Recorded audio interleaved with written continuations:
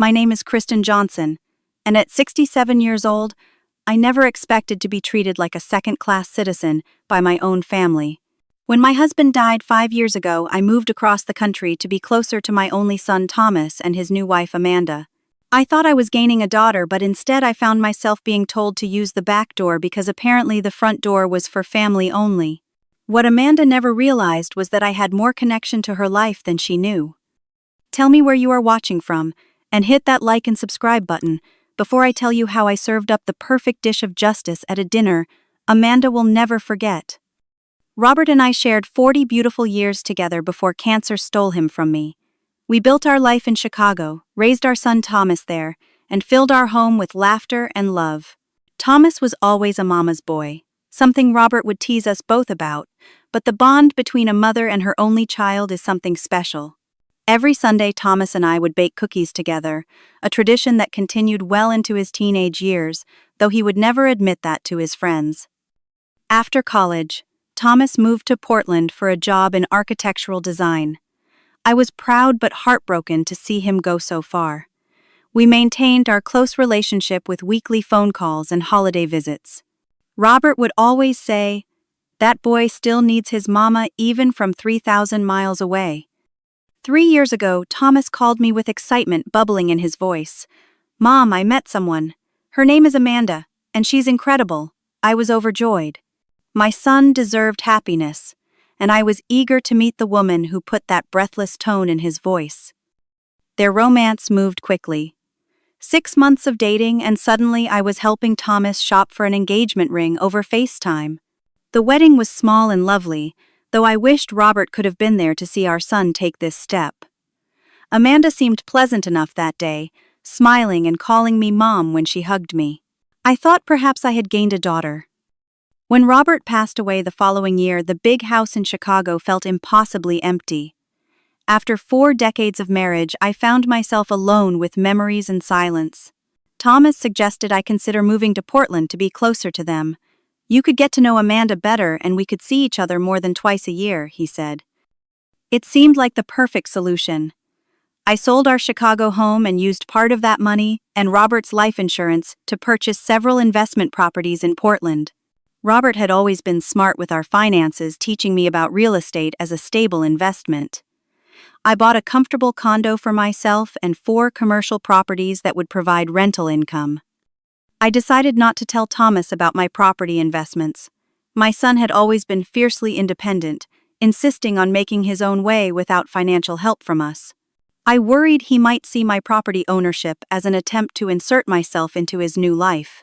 So I worked with a property management company that handled the day-to-day operations, and I simply told Thomas I had made some investments with my money. My first months in Portland were promising. Amanda invited me for dinner every other week, and even asked for my stuffing recipe for their first Thanksgiving hosting. I felt hopeful about building a relationship with her. She seemed interested in my stories about Thomas as a child, laughing at the photos I shared of his unfortunate bowl cut phase.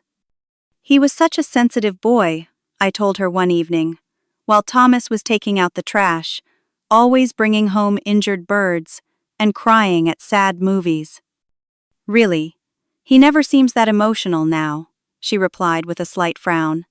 Looking back, I should have noticed how she seemed disappointed rather than endeared by this glimpse of my son's tender heart. There were other small signs I overlooked in my eagerness to form a bond. How she would check her phone when I was speaking. The way she would rearrange the food I brought, transferring it from my containers to her serving dishes before guests arrived. How she never displayed the wedding photo that included me, though pictures of her own family filled their living room. I ignored these subtle messages, telling myself that building family relationships takes time. Amanda had never had a mother-in-law before, and I had never been one. We were both learning. I remained optimistic that with patience and love we would form a genuine connection. After all, we both loved Thomas, and that common ground seemed like enough to build upon. What I failed to recognize then was how Amanda viewed me not as a potential ally and friend, but as competition for my son's attention and loyalty. Those early pleasant interactions were a veneer, a performance, until she felt secure enough in her marriage to show her true intentions. And I, in my loneliness and hope, was all too willing to be deceived. The first truly uncomfortable family dinner happened about 6 months after I moved to Portland. Amanda had invited some of their friends over, young couples who worked with either her or Thomas. I arrived 20 minutes early, as I always did, ready to help with preparations. "Oh, you are here already," Amanda said, when she opened the door, her smile not quite reaching her eyes. "Thomas isn't back from picking up the wine." I offered to help in the kitchen, but Amanda assured me everything was under control. "Why don't you just relax in the living room? Our friends will be here soon." When the guests arrived, Amanda introduced me with a dismissive wave of her hand. "This is Thomas's mom. She moved here after her husband died." No mention of my name. No warm anecdote to help integrate me into conversation. Just an old widow defined by loss and relation to her son. Throughout the evening, I tried to participate in conversations, only to find Amanda subtly redirecting attention. When I mentioned my volunteer work at the Portland Literary Foundation, she quickly interrupted. "Speaking of books, Melissa, didn't you just join that new book club?" Before I could share the author I was currently reading with Melissa, the HES.com conversation had pivoted away. After that night, Thomas became increasingly difficult to reach. When I called, he was working late or heading out with Amanda. Our regular lunch dates were rescheduled, then canceled altogether. Amanda scheduled a couple's massage, or Amanda surprised me with tickets to a show. My son, who had once prioritized our relationship, was now perpetually unavailable. I tried different approaches to connect with Amanda. Noticing her interest in fashion, I invited her to a vintage clothing exhibition. "That seems more like something my mom would enjoy," she replied, though I had never seen her mother express any interest in fashion during her brief visit from Florida. I offered to teach her my grandmother's recipes that Thomas had always loved. "I found these great modern versions online," she countered, showing me her phone screen with simplified recipes that bore little resemblance to our family traditions. Each rejection was polite, but firm, building an invisible wall between us. Thomas seemed oblivious to the growing tension, or perhaps he simply chose not to see it. When I gently mentioned feeling excluded, he laughed and said, "Mom, you are imagining things. Amanda thinks you are great." Meanwhile, in my separate life as a property owner, I received an interesting application through my management company. A new tenant wanted to lease one of my commercial spaces for a boutique clothing store. The business plan was impressive, the credit check passed, and the references were solid. It was only when I saw the signature that I realized the prospective tenant was Amanda.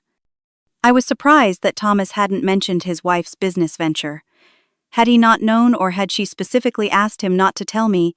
Either possibility hurt. I debated whether to reveal myself as the property owner, but ultimately decided against it. Our personal relationship was already strained, and I worried that knowing I was her landlord would only make Amanda more resentful of my presence in their lives. So, I approved the lease through my management company, becoming Amanda's landlord without her knowledge. The building was perfect for her boutique, plans a charming storefront in a trendy district with lots of foot traffic. I made sure the property manager arranged everything smoothly for her, hoping that perhaps her business success might eventually lead to a warmer personal relationship between us. As months passed, I was invited to fewer family events. I learned about Thomas's promotion at work through social media rather than from my son. Holiday gatherings became brief, tense affairs where I felt like an obligation rather than a welcome guest. Amanda would call last minute to invite me to Thanksgiving or Christmas dinner, her tone suggesting Thomas had insisted. Throughout this time, I maintained my distance as Amanda's landlord. The property management company handled all interactions, and I simply reviewed the monthly reports. Her boutique seemed to be doing well, with rent paid on time and no complaints. I took a certain sad pride in knowing I was at least supporting her dreams, even if she didn't know it was me. Then came the Sunday that changed everything. I had been invited for dinner, a rare occurrence by that point. I arrived with a homemade apple pie, Thomas's favorite, and rang the front doorbell with genuine hope that perhaps this evening might mark a turning point in our relationship. The autumn evening was pleasant as I walked up the stone path to Thomas and Amanda's front door. Their house was a beautiful craftsman-style home with a wide, welcoming porch that Thomas had proudly restored himself. I had helped him pick out the perfect shade of blue for the front door when they first bought the place 3 years ago. I rang the doorbell, balancing my homemade apple pie in one hand and a bottle of Thomas's favorite Pinot Noir in the other. I had spent the morning peeling apples and rolling out dough, hoping that this small gesture might warm the increasingly cool atmosphere between Amanda and me. The door swung open and Amanda stood there in a pristine white apron over her designer jeans and silk blouse. Her expression shifted almost imperceptibly when she saw me, the welcoming smile faltering for just a second before resetting itself. "Oh, Thomas's mom is here," she called over her shoulder, not addressing me directly. She looked at the pie in my hands and frowned slightly. "We already have dessert, but I guess we can put that out too." I stepped toward the threshold, but Amanda didn't move aside. Instead, she tilted her head and said in a voice dripping with false sweetness, "Actually, Christen, could you please use the back door? The front entrance is just for family. We're trying to keep the entryway clear because we have the Millers coming over too." The words hit me like a physical blow. Just for family. And apparently I didn't qualify. "The back door," I repeated, not quite believing what I was hearing. "Yes, through the garden and the kitchen entrance," she clarified, as though I might have misunderstood the concept rather than been stunned by the implication. "It is just easier with all the food you are bringing. The service entrance, Service entrance. Like I was the help, not the mother of her husband. I stood there for a moment, feeling the heat of humiliation rise from my chest to my face. 67 years old, and I was being told I wasn't family enough to enter through the front door of my only child's home. Of course, I finally managed my voice sounding strange to my own ears. "I will go around." I turned away quickly before she could see the tears welling in my eyes. Clutching my pie, I walked back down the path around the side of the house, past the garbage cans, and through the gate that led to their backyard. The garden was lovely, but in that moment, all I could focus on was putting one foot in front of the other, swallowing the lump in my throat. The back door led directly into their kitchen. I entered to find Thomas stirring something on the stove, oblivious to what had just transpired. "Mom," he said cheerfully, coming over to kiss my cheek. "You made the pie great. Amanda was just saying we need another dessert option." I nodded, not trusting myself to speak. Did he know what his wife had just done? Had he approved of it? The thought that my own son might see me as less than family pierced my heart even more deeply than Amanda's words. I set the pie on the counter and busied myself with opening the wine, using the task to hide my face until I could compose myself. When Amanda breezed into the kitchen a moment later, she acted as though nothing unusual had happened. "The Millers just pulled up," she announced. "Thomas, can you get the door, Christen? Would you mind putting those napkins on the table?" Throughout dinner, I smiled and made conversation on autopilot. I complimented the food. I asked appropriate questions about the Millers' children. I told the funny story about my book club selecting a steamy romance novel by mistake. But inside, I felt hollow. I kept catching Amanda directing the Millers through the front door when they needed to retrieve something from their car. I watched as Thomas's arm draped comfortably around her shoulders while he kept a polite distance from me. I noticed how the conversation flowed around me but rarely included me. Just for family. The words echoed in my head throughout the evening. When dinner finally ended, I declined Thomas's half-hearted offer to stay for coffee, claiming a headache. It wasn't a lie. My head was pounding from the effort of holding back tears for 3 hours. The drive back to my condo was a blur. Once inside, I finally allowed myself to break down. I sank onto my sofa and sobbed like I hadn't since Robert died, great heaving cries that felt ripped from somewhere deep inside me. I wept for the loss of my place in my son's life, for the family dinners I would never have, for the grandchildren who would likely be taught to see me as an outsider. I barely slept that night, replaying not just the evening's humiliation, but all the small slights and exclusions I had endured over the past years. The way Amanda would schedule family photographs when I was out of town. How she referred to me as Thomas's mom, rather than by my name. The Christmas presents that revealed how little she knew or cared about my interests, a scented candle when I had mentioned several times that my allergies made them unbearable. As dawn broke, I sat at my kitchen window watching the sky lighten over the Portland skyline. Something had shifted inside me overnight. The hurt remained, but alongside it grew a resolve I hadn't felt in years. I had spent so long trying to accommodate Amanda's discomfort, making myself smaller in the hopes she would find me less threatening. But that approach had only emboldened her to push me further away from my son. And then I remembered something crucial. I wasn't just an aging mother desperate for her child's attention. I was Amanda's landlord. I had power in this relationship that she knew nothing about. The realization didn't bring vindictive pleasure, but rather a calm certainty that it was time for boundaries to be established. I would never use my position to harm Amanda's business, but perhaps it was time she understood that I was not a doormat to be walked over, but a woman who deserved basic respect. The backdoor incident had crossed a line, and for the first time I was ready to draw that line clearly. My late husband Robert had been the financial planner in our marriage, but he never believed in keeping me in the dark about our investments. "Knowledge is security, Christen," he would say, as he walked me through our portfolio. While many of our friends had wives who couldn't even name the banks where their money was kept, Robert ensured I understood every aspect of our finances. When we began investing in real estate during our 30s, I learned alongside him. By the time he passed away, I had helped purchase, renovate, and manage 7 different properties in the Chicago area. Selling them had provided the substantial nest egg that funded my move to Portland and my new investments here. The commercial property that Amanda had leased for her boutique was actually my favorite of the 4 I had purchased. A charming brick building from the 1920s with large display windows and ornate molding that had been meticulously preserved. I had fallen in love with it on site and paid a premium to acquire it. The previous tenant had been a bookstore that relocated to a larger space, leaving behind custom shelving that Amanda had asked to keep for displaying her merchandise. I had intentionally maintained my distance from all my properties, not just Amanda's shop. The property management company Westside Portland Realty handled everything from tenant screening to maintenance requests. Monthly reports were sent to my email, which I reviewed carefully, but otherwise stayed hands-off. This arrangement allowed me the benefits of property ownership without the daily headaches of landlord responsibilities. But now I found myself paying special attention to the reports regarding Amanda's boutique thread and needle, as she had named it. Business appeared to be steady, according to the rental payments, though I noticed she had twice requested extensions on paying the monthly fee, which my property manager had granted. 3 weeks after the backdoor incident, a new email arrived from Westside Portland.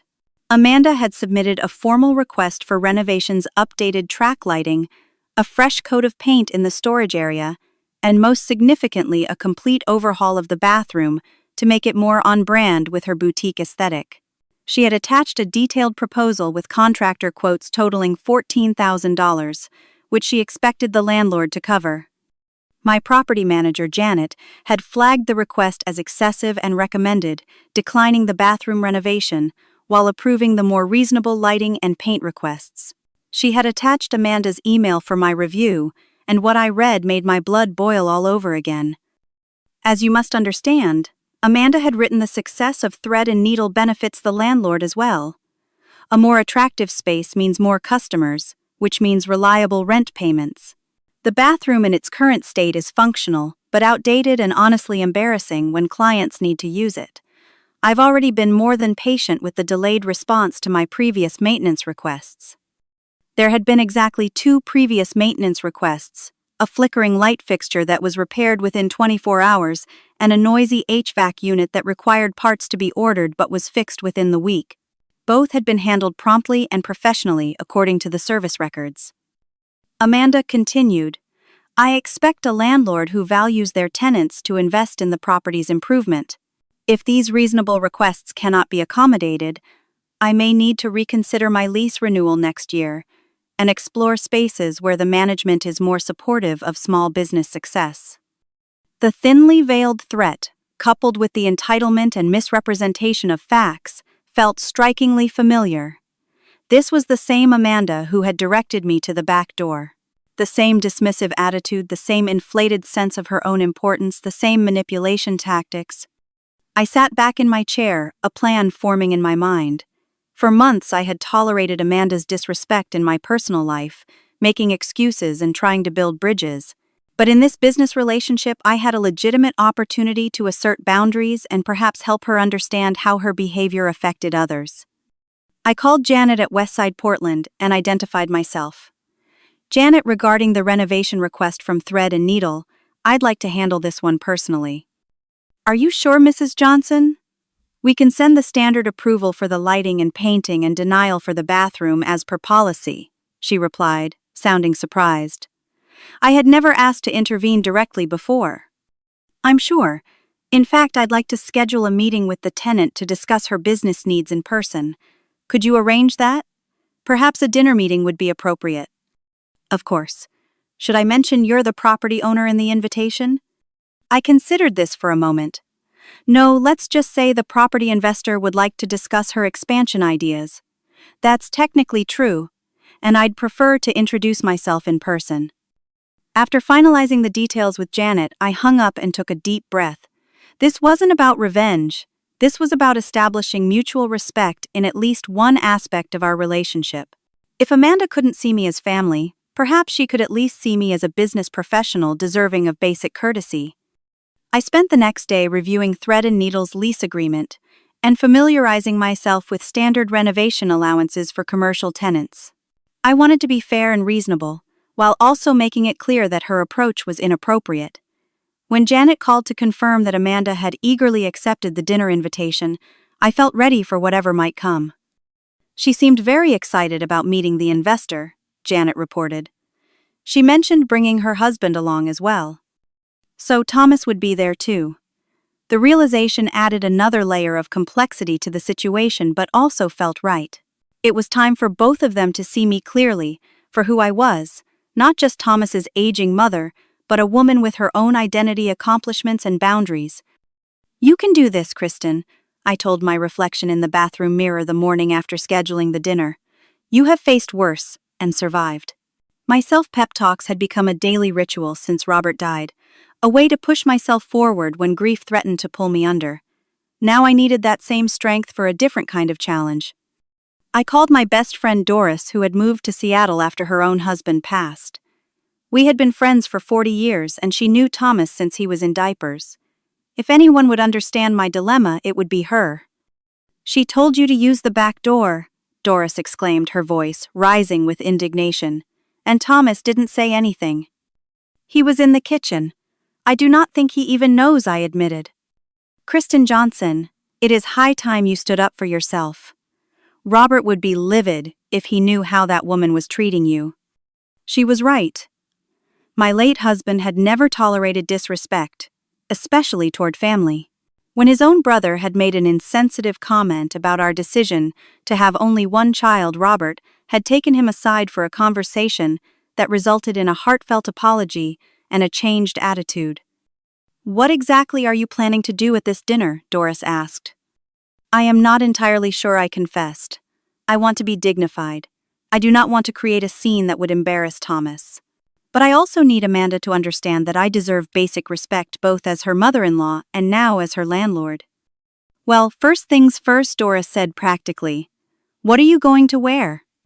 The question might have seemed trivial, but Doris understood something important. In situations where I felt vulnerable, presenting my best self helped me find my courage.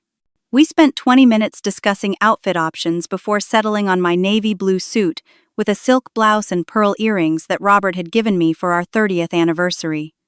Professional, elegant, and unmistakably authoritative, Doris approved. Now, have you thought about what you will say? I had been rehearsing various scenarios in my mind, from icy business formality to emotional confrontation. None felt quite right. I want to be honest without being accusatory. I want her to recognize her behavior without feeling attacked. That is a fine line to walk, Doris cautioned. Just remember, you do not owe her your discomfort. You have bent over backward trying to accommodate her for years. After hanging up with Doris, I spent the afternoon writing down talking points and potential responses to Amanda's likely reactions. Would she be defensive? Apologetic? Would she try to gaslight me about the back door incident? I needed to be prepared for any possibility. Just as I was reviewing my notes, my phone rang. It was Thomas. Hey, Mom, he said, his voice tentative in a way that immediately told me something was wrong. Do you have a minute to talk? Of course, sweetheart. What is on your mind? He cleared his throat. I wanted to apologize for Sunday dinner. Amanda told me what happened with the door thing. My heart quickened. She did. Yeah, she said there was a misunderstanding and you seemed upset. She thought you might have taken something the wrong way. A misunderstanding. Of course that would be her framing. What exactly did she tell you? I asked carefully. That she suggested you come through the kitchen because of the pie, so it would be easier to set it down, but you seemed offended. She feels terrible about it. The deliberate misrepresentation made my blood pressure rise, but I kept my voice steady. I see. And what do you think happened? There was a pause. I guess I was hoping you could tell me your side. Amanda has been upset about it, saying she never meant to hurt your feelings. This was my opening to tell him everything, his wife's exact words, her dismissive tone, the pattern of exclusion I had endured. But something held me back. If I tried to correct the narrative now, it would become a, he said, divided by she said situation with Thomas, caught in the middle, and likely defaulting to believing his wife over his supposedly sensitive mother. Thomas, I appreciate you calling. There were some hurt feelings, yes, but I think this is something Amanda and I need to work through together. So you are not mad at her? The relief in his voice was palpable. I would not say that, but I do believe in addressing issues directly, and I would just not in the way he was expecting. After we hung up, I received another call, this time from Amanda herself. Her voice was bright and excited with no trace of the concern Thomas had mentioned. Christen, I have amazing news. The investor who owns my shop building wants to have dinner with us Thursday. Can you believe it? This could be huge for expanding Thread and Needle. That does sound exciting, I replied neutrally.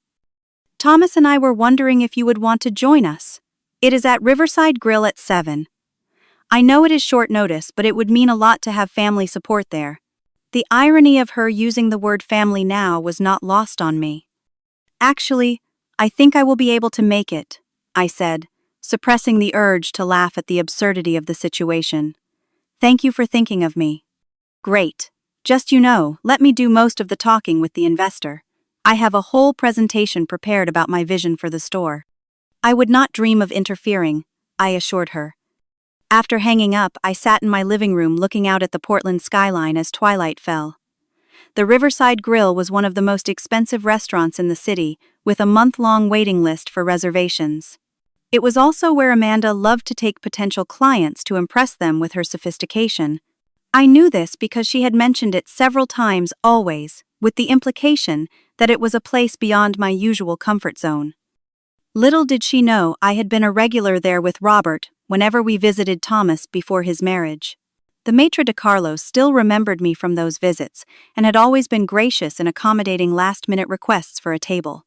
I made a mental note to call him tomorrow to ensure we had the best table in the house for this important dinner. The day of the dinner arrived with a mix of anxiety and anticipation churning in my stomach. I had barely slept, going over and over what I wanted to say. By afternoon, I had settled on an approach that felt authentic to who I was, not vindictive, but not a pushover either. I took extra care with my appearance, scheduling a blowout at the salon and having my makeup done professionally.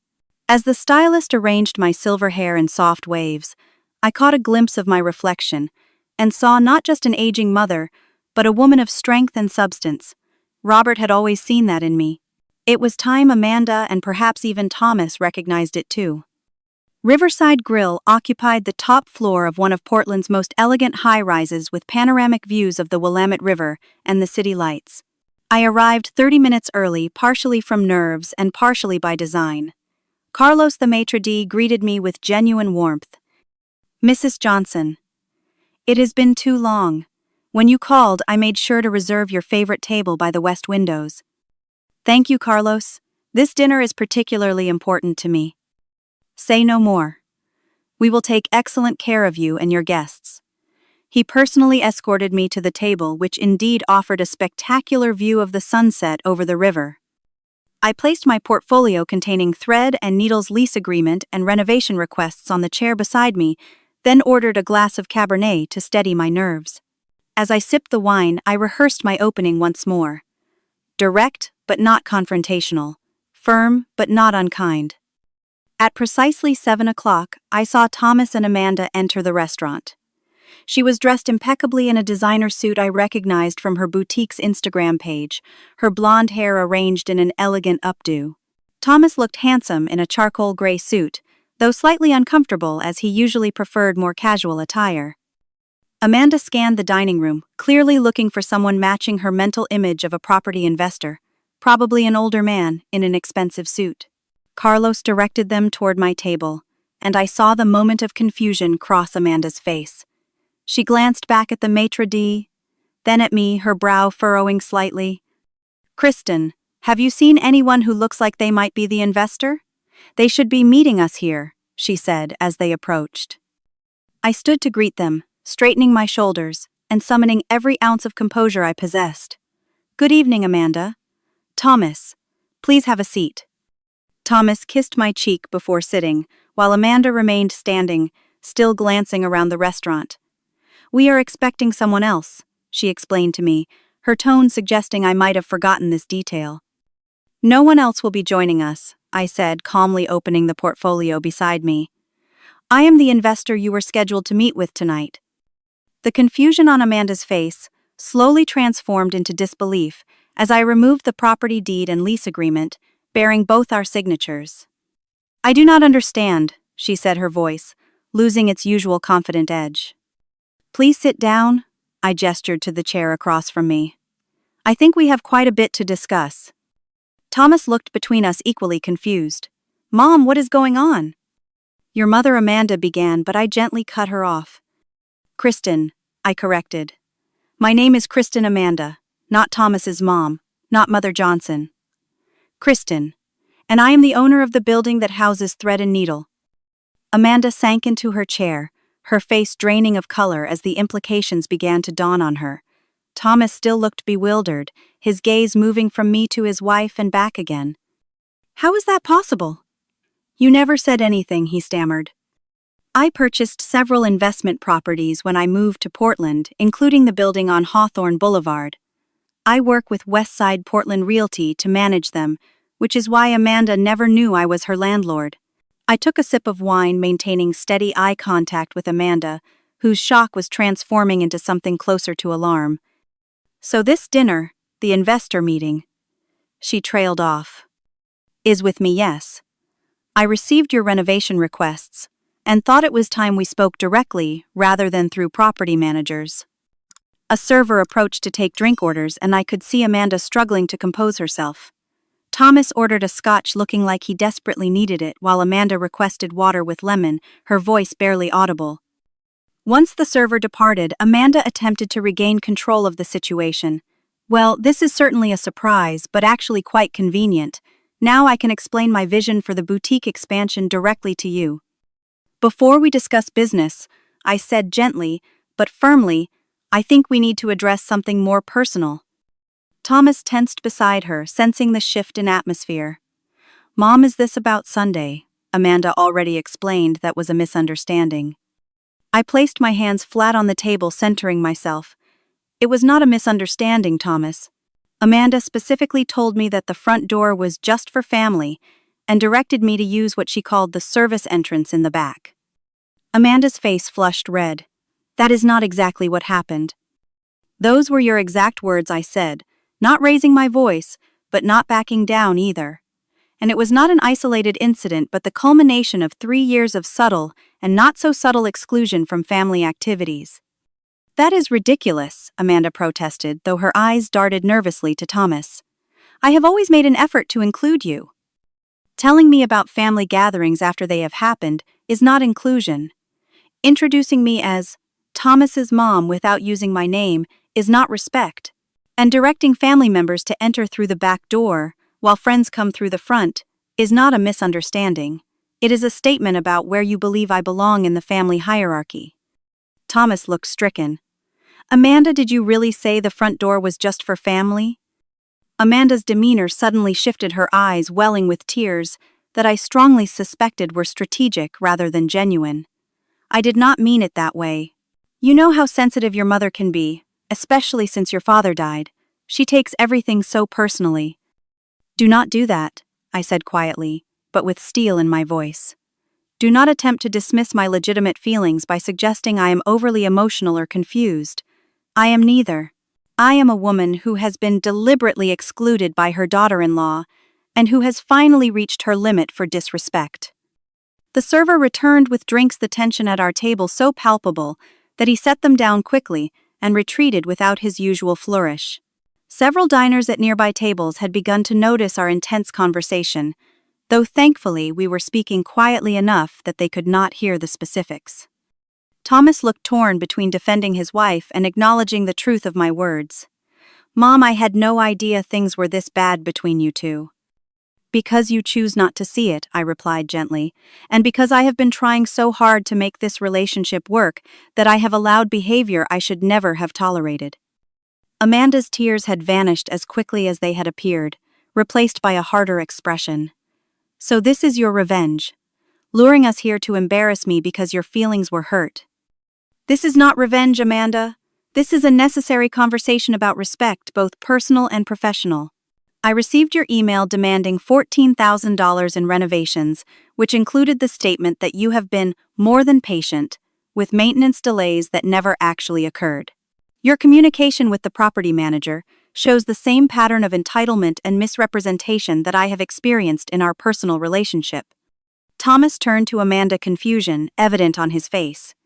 You said the landlord was ignoring maintenance requests. You told me the bathroom was unusable. It is unusable for a boutique of thread and needles caliber, Amanda insisted, and they did delay fixing the HVAC. For 5 business days while waiting for parts, I clarified, which is entirely reasonable and well within the terms of your lease agreement. I could see Amanda calculating her next move, realizing that her usual tactics were not working.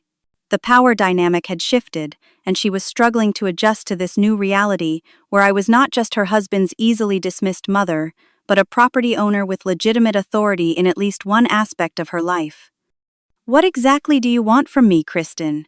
She finally asked, dropping the emotional pretense and speaking directly for perhaps the first time since I had known her. I want the same thing I have always wanted: basic respect, acknowledgement of my place in this family, and professionally honest communication about the property you lease from me. Thomas reached across the table and took my hand. Mom, I am so sorry. I should have seen what was happening. Amanda's expression hardened at this gesture of solidarity between mother and son. So now, what are you going to evict me? Raise my rent? Use your position as landlord to punish me? I have no intention of doing any of those things, I assured her. Your business success is in my interest as well as yours. I am willing to approve the lighting and painting renovations, which are reasonable requests. The bathroom overhaul is excessive, but I would consider a modest update if we can agree on a cost-sharing arrangement. The look of surprise on her face was almost comical. She had clearly expected punitive measures, not a fair business proposal. But moving forward, I continued, I expect honest communication without exaggeration or manipulative tactics. And personally, I expect to be treated with the same respect you would show to any member of your family. Thomas nodded emphatically. That is more than reasonable, Amanda. Amanda looked between us, clearly recognizing that she had lost this particular battle. The server approached to take our dinner orders, providing a brief respite from the tension. I ordered the cedar plank salmon, Thomas the filet mignon, and Amanda, still looking slightly shell-shocked, requested a salad.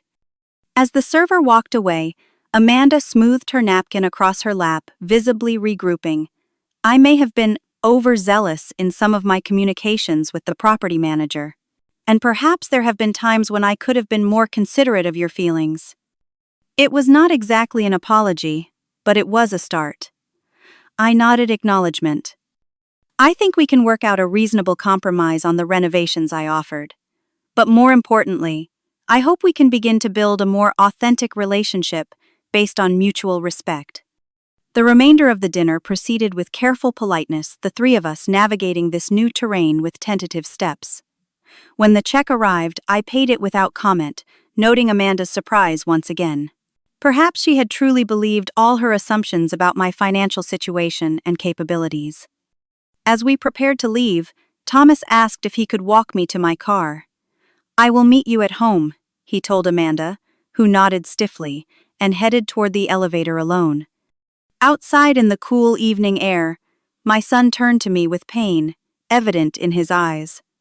"Why didn't you tell me how she was treating you, or about owning the building?" "Would you have believed me about Amanda's behavior if she denied it?" I asked gently. His silence was answer enough. "As for the buildings, I wanted to make my own way here without you feeling responsible for my adjustment. You have always been so independent, Thomas. I was afraid you might see it as me trying to insert myself into your life." He pulled me into a tight hug, reminding me suddenly of the little boy who would cling to my legs when I returned from even the shortest errands. "I love you, Mom. That is never going to change. And I will make sure things are different from now on." As he pulled away, I saw the determination in his eyes, and knew that tonight had marked a turning point, not just in my relationship with Amanda, but in Thomas's understanding of his wife and his own role in our family dynamic. The days following our dinner at Riverside Grill were quiet. Thomas called twice to check in on me, his voice carrying a new note of concern and attention that had been missing for years. Amanda, perhaps unsurprisingly, maintained her distance. About a week later, I received an email through my property management company, a revised renovation request from Thread and Needle. The new proposal was reasonable, with Amanda offering to split the cost of a modest bathroom update and requesting only the most necessary lighting improvements. It was a business document devoid of emotional manipulation or exaggerated claims, which I considered significant progress. I approved the renovations promptly, adding a note that I would be happy to visit the boutique once the work was completed, to see the improvements firsthand. It was an olive branch of sorts, an invitation to begin rebuilding our relationship on more honest terms. 2 days later, Thomas arrived at my condo unannounced, a habit from his childhood that had disappeared since his marriage. "Do you have time for coffee?" he asked, looking both determined and slightly nervous. Over freshly brewed coffee at my kitchen table, he opened up about his own struggles in the marriage. "Amanda has very specific ideas about how things should be," he admitted. "Sometimes I go along with them because it seems easier than arguing, even when I do not entirely agree." "Like suggesting I use the back door?" I asked gently. He winced. "I never would have agreed to that if she had asked me. But I am realizing how many things I have missed by not paying closer attention." This new awareness in my son was both heartening and concerning. I did not want to damage his marriage despite the hurt Amanda had caused me. Every relationship requires compromise, Thomas. The important thing is that both people are compromising, not just one. "I have scheduled an appointment with a marriage counselor," he confided. Amanda was not thrilled, but after I explained how important it is to me, she agreed to go. I reached across the table and squeezed his hand, reminded of the sensitive boy who had always tried to make peace between arguing friends. "I am proud of you for taking that step." These one-on-one visits with Thomas became a regular occurrence over the next few months. Sometimes, he would stop by on his way home from work for a quick cup of tea. Other times, we would meet for lunch at a cafe halfway between my condo and his office. It was a gradual rebuilding of our relationship outside of Amanda's influence, and I treasured each moment. Amanda's evolution was slower and less straightforward. Her first attempt at reconciliation came in the form of a gift basket from Thread and Needle, delivered to my door containing several expensive scarves, and a note thanking me for approving the renovations. It was a business gesture rather than a personal one, but I recognized it as an effort. When the renovations at the boutique were completed, I visited as promised.